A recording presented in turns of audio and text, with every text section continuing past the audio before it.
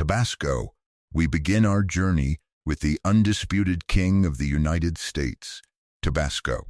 Born in the state of Louisiana in 1868, it proudly boasts of being the very first commercially mass-produced hot sauce. But its famous origin story actually has a rebellious touch. Legend says that the McElhenney family secretly brought the original seeds directly from Mexico in order to plant them on the mysterious Avery Island. What truly justifies its premium price is the exact science of its daily production. The chilies are meticulously crushed with salt and then locked away to age in white oak barrels for 3 long years, exactly like a good wine or a fine Scotch whiskey. This specific fermentation process is what gives it that unmistakable rancid and spicy vinegar flavor.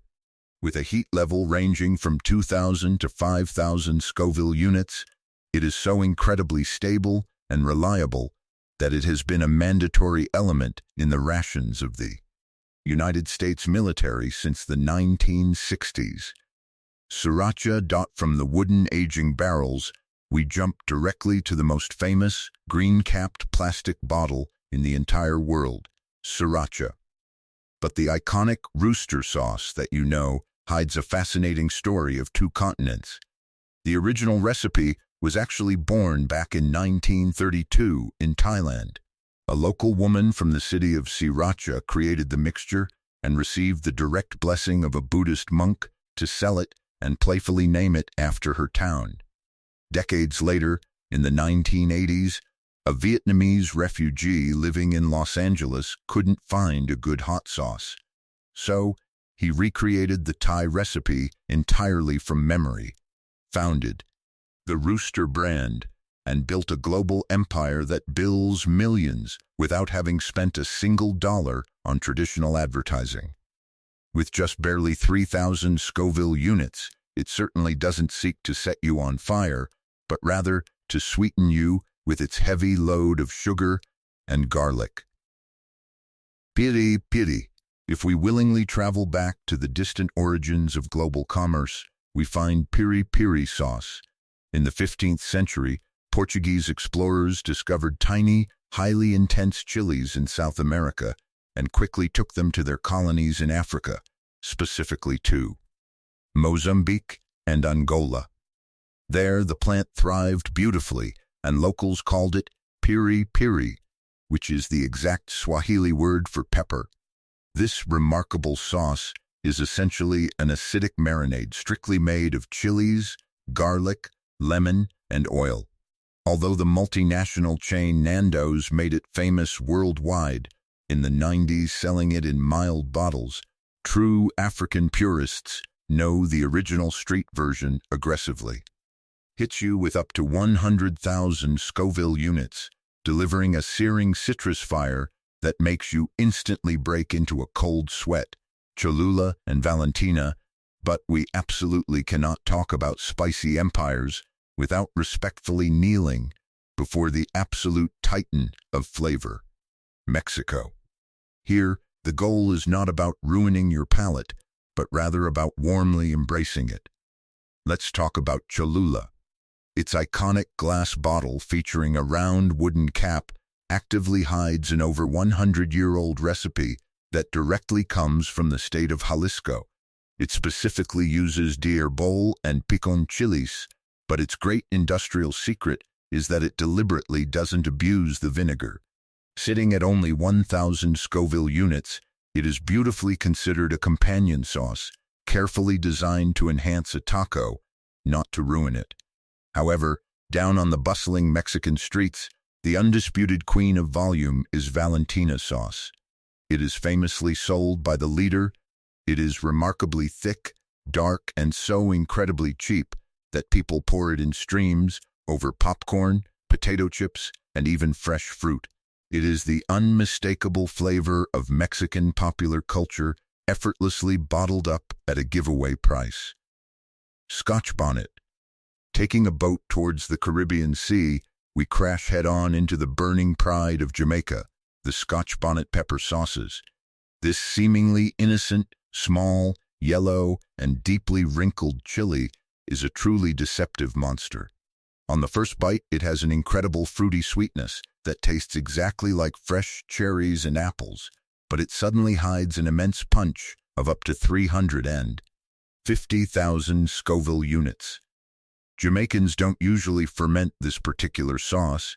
Instead, they prefer to mix it completely fresh with thyme, allspice, garlic, and scallion to expertly create the famous base for their barbecues. It is a highly vibrant tropical sauce, and it is so incredibly strong that if you accidentally touch it with bare hands and then rub your eyes, you will inevitably end up completely teary-eyed, desperately looking for water. Gochujang. We now cross the vast Pacific Ocean to delve deeply into a thick, millennial tradition, South Korea's gochujang. It is definitely not a liquid sauce meant for splashing, but rather a remarkably dense, sticky, deep red paste. Its elaborate preparation is a true work of absolute patience. Artisans meticulously mix red chili powder, glutinous rice, and fermented soybeans, and let it dry slowly under the sun outdoors in huge traditional clay pots for several months, or even entire years. The final result is an extremely complex flavor profile.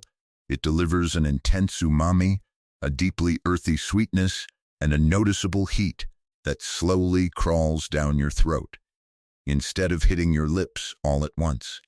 In Korean culture, this thick paste is not just a mere condiment. It is widely considered the very soul of their gastronomy. Harissa. Faithfully following the ancient spice route, we reach the North African desert to finally find Harissa, the absolute culinary engine of Tunisia and Morocco. This is certainly not a mass-produced factory sauce. It is a meticulously handmade paste created by carefully crushing smoke-dried chilies with garlic, virgin olive oil, and toasted coriander and caraway seeds. Its baseline heat level usually hovers around 5,000 Scoville units, but what truly makes it so incredibly special is its overwhelming aromatic depth. In the country of Tunisia, Harissa is considered so sacred that every single family intimately guards its own secret recipe, passed down through generations, and UNESCO even officially declared it an intangible cultural heritage of humanity. Extreme hot sauces, but leaving aside flavor, history, and ancient culture, let's talk strictly about the pure modern obsession with extreme heat.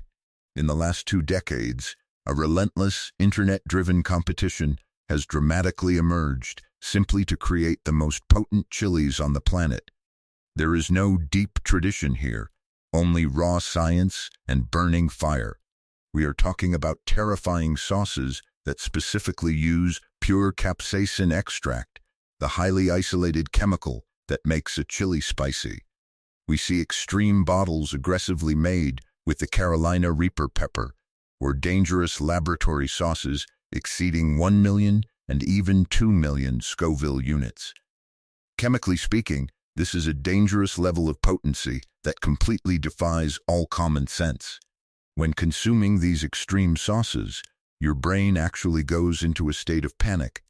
It firmly believes that you are standing right in the middle of a fire. Your heart rate immediately skyrockets, your lungs desperately seek air, you frantically release endorphins to withstand the impact. Your eyes water uncontrollably, and your stomach violently twists, willingly paying $20 for a small glass bottle that literally makes you scream out loud for a glass of milk is the absolute pinnacle of this strange and inexplicable human attraction to fire.